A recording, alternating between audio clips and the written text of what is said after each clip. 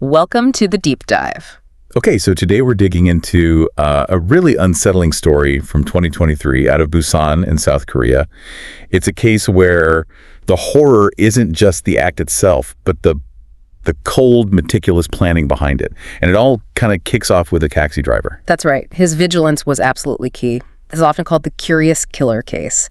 And that name really gets to the heart of why it's so disturbing. And, well, important to understand, usually there's a motive we recognize, Yeah. Money, revenge, passion, something. It's something tangible. Exactly. But here, we're looking at a young woman, Jung Yoo-jung, who apparently spent 3 months planning a murder. Just to see what it felt like. Just pure curiosity. That's deeply chilling. It is. And the level of detail in her planning, that's what we really need to unpack. Okay, so that's our goal here. To follow Jung Yoo-jung's path, look at the evidence, the psychology.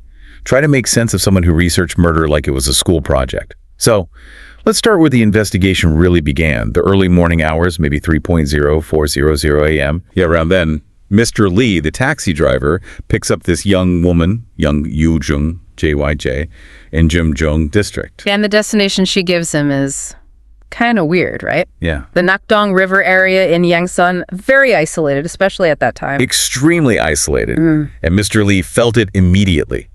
He said she looked really young, almost like a teenager, traveling totally alone in the middle of the night to this deserted spot. Red flags already. Definitely. But it was her behavior that really stood out to him. The suitcase? The suitcase. It was apparently very heavy. And when Mr. Lee offered to help her put it in the trunk, she absolutely refused. Like, really insisted on doing it herself, struggling with it. Okay, that's odd. Very odd. And then during the drive, he noticed she kept checking her watch constantly, like she was on a strict schedule or something. So they get to this place, this park by the river, dark, dense woods nearby. Exactly. She tells him to wait, takes the heavy suitcase, and disappears into the park area. But she comes back pretty quickly. Yeah, returns shortly after, but no suitcase. She's empty-handed and seems, if anything, even more hurried. Okay, so she gets back in, tells him to take her home. He drops her off. But it doesn't end there for him, does it? No, and this is the crucial part. His gut feeling is just screaming at him. He pulls over a bit away from her place, thinking something's not right here. And he decides to check the trunk. He checks the trunk, and that's when everything clicks into place horribly. He opens it, and there's this awful smell. A putrid odor. Oh, God. And then he sees stains on the carpet. Wet, reddish-brown stains. He knew it was likely blood. He realized he'd basically been an unwitting accomplice after the fact. Pretty much. Yeah. Transporting, well, possibly parts of a body.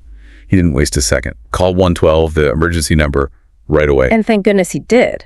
Because without that A call... whole investigation could have been delayed for days, maybe longer. She might have gotten away entirely, or at least disposed of more evidence.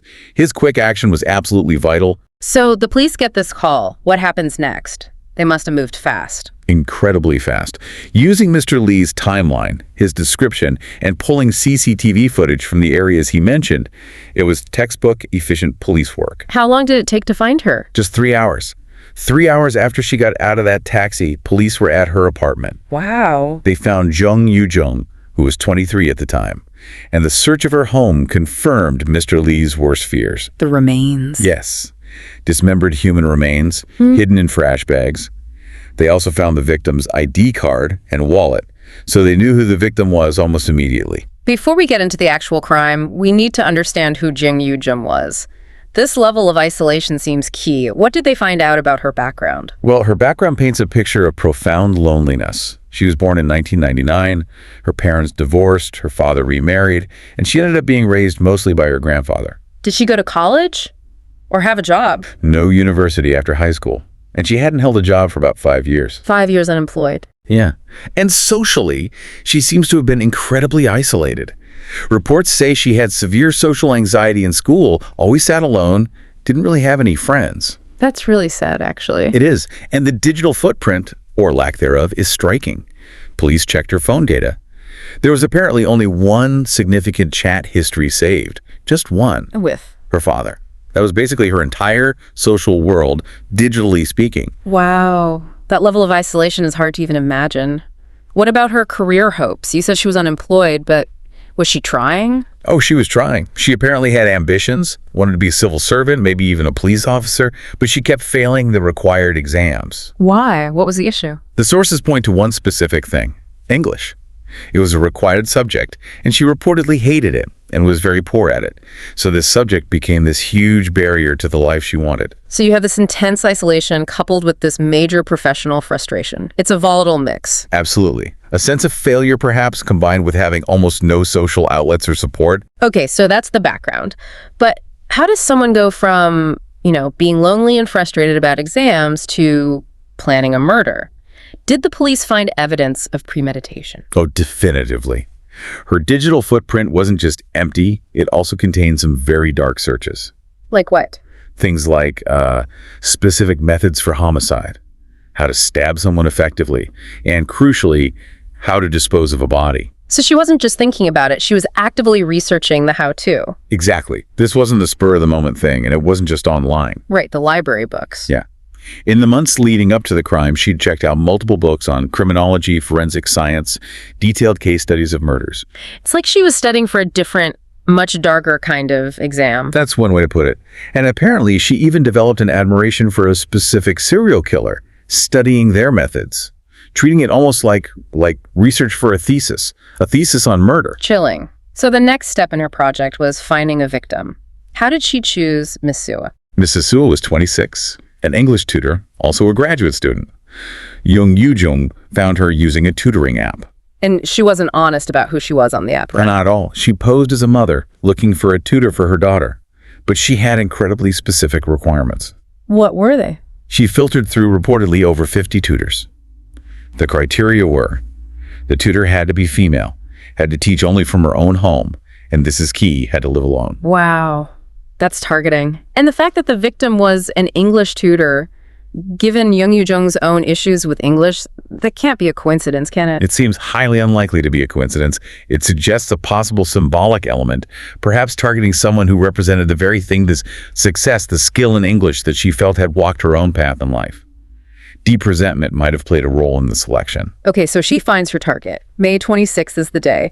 Talk us through how she executed this horrific plan, the disguise. Yeah, the disguise is another layer of calculated deception. She actually ordered a middle school uniform online. A school uniform? Why?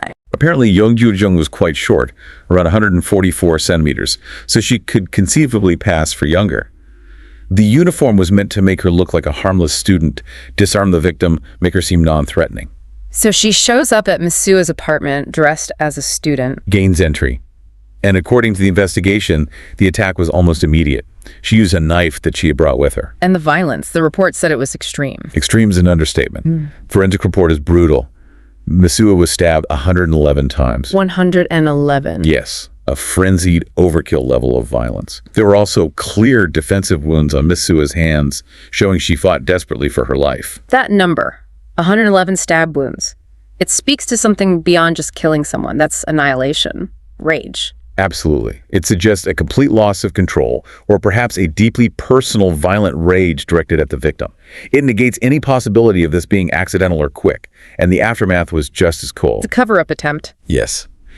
She then began to dismember the body, trying to destroy identifying features, fingerprints, again, putting her research into practice. She changed out of the bloody uniform and into Mrs. Sua's clothes. Wore the victim's clothes. Yes. Then left the apartment to go buy supplies, bleach, gloves, and the suitcase. The same suitcase Mr. Lee later transported. She returned to clean up and package the remains for disposal. So when the police finally caught her, just hours later, thanks to Mr. Lee, did she confess right away? Not quite. Her story kept changing initially. First, she apparently tried to claim someone else did the killing, and she was just hired to get rid of the body. But the evidence... The evidence made that impossible. Then she shifted, suggesting maybe it was manslaughter or self-defense during an argument. Which the 111 stab wounds would completely contradict, not to mention bringing her own knife and wearing a disguise. Exactly. The premeditation was overwhelming. Eventually, faced with the irrefutable evidence, she admitted the truth, or at least the truth she offered. That she planned it for 3 months. And she did it purely out of curiosity. She just wanted to know what it felt like to kill someone. That stated motive, curiosity, is terrifying. But the psychological evaluation adds another layer, doesn't it? The psychopathy score. Yes. That's perhaps one of the most alarming pieces of data.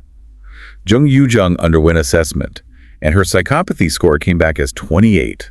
Okay, 28. How does that compare? Is that high? It's significantly high. To give you some context, Kang Ho-soon, a very notorious Korean serial killer responsible for multiple murders. His score was 27. So she scored higher than a known serial killer. Yes, which strongly suggested to the experts evaluating her that if she hadn't been caught after this first murder, the potential was absolutely there for her to continue to become a serial killer herself. The underlying psychopathic traits were that pronounced. So curiosity was the reason she gave. But experts analyzing the case, they proposed other potential underlying drivers, right? Beyond just, I wanted to know what it felt like. Correct. There were a couple of main theories put forward by prominent experts. Professor Lee Soo-jung, who specializes in forensic psychology, suggested the root might be intense envy and jealousy. Envy of the victim. Precisely. Resentment towards Miss Sua's life, her education, her perceived social standing, everything that Jung Yoo-jung felt she lacked and had failed to achieve. The murder, in this view, was maybe an act of destroying what she couldn't have. That makes a kind of dark sense. What was the other main theory? Professor Bae Sang-hoon focused more on the impact of her extreme, prolonged isolation. He suggested it might have triggered something like schizophrenia or a psychotic break. Blurring the lines between fantasy and reality. Exactly, causing her to lose touch, essentially. And there was something she apparently said later that supports this a little, a bizarre claim that the victim's body came back and talked to her. Wow. So that theory suggests it wasn't just envy, but potentially a fundamental break from reality, fueled by years of being completely cut off. It's just a tragic convergence of factors: isolation, failure, resentment, and possibly severe mental health issues. And then there's that final heartbreaking detail, the missed warning sign. Yes. Yeah. This is deeply unsettling. Just 3 days before the murder, Jung Yoo-jung called her father. They apparently spoke for 2 hours. 2 hours. What did she say? She reportedly vented all her unhappiness, her despair about her life. Okay. And then she said something incredibly specific and chilling. Something like, "Father, I am going to do something terrible. You will suffer after I do it, and then I will leave this world." She basically told him a direct warning. A direct statement of intent, which tragically wasn't acted upon or perhaps wasn't fully understood for what it was at the time. So it goes to court. She tries to argue mental instability, I assume. She did plead for leniency based on mental health grounds, but the prosecution hammered home the sheer amount of planning. The research, the disguise, the specific targeting. Exactly. They argued that regardless of her mental state, the elaborate, months-long preparation demonstrated clear criminal intent and awareness of her actions. The court agreed. The court agreed. The Busan High Court found her guilty of murder, concealment and destruction of a corpse, and larceny for taking the victim's ID and wallet. What was the sentence? Life imprisonment. The judge specifically noted the meticulous planning and that the motive seemed to be nothing more than a twisted mind and sheer curiosity, which had caused immense public fear. Life and the family reaction. Was there any statement from her side? Only her grandfather spoke out publicly, according to the sources. He expressed deep remorse to Miss Sua's family, and he said something quite poignant that he felt he had raised her cruelly, a very sad admission. So wrapping this up, this case is just a stark illustration, isn't it? How isolation, frustration, maybe envy, maybe mental illness, and this dark curiosity fueled by true crime research can combine into something monstrous. It really is. Yeah. And while we can dissect the possible psychological factors, the envy Professor Lee mentioned, the potential psychosis Professor Bae suggested, the story always comes back to 2 points. Which are? First, the incredible diligence of that taxi driver, Mr. Lee. His instincts, his decision to check the trunk and call 112 were absolutely critical. Citizen hero. Absolutely. Yeah. And second, it shows how murderous fantasy, even without a typical motive like direct revenge, can become terrifyingly real when you have that potent mix of deep isolation and potentially underlying psychopathy. The planning turned fantasy into horrific reality. Yeah. And it leaves you with that really uncomfortable final thought, doesn't it?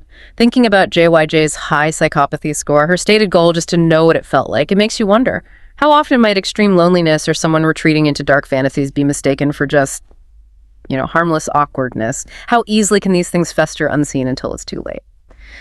Definitely something to keep mulling over. Thank you for joining us for this deep dive.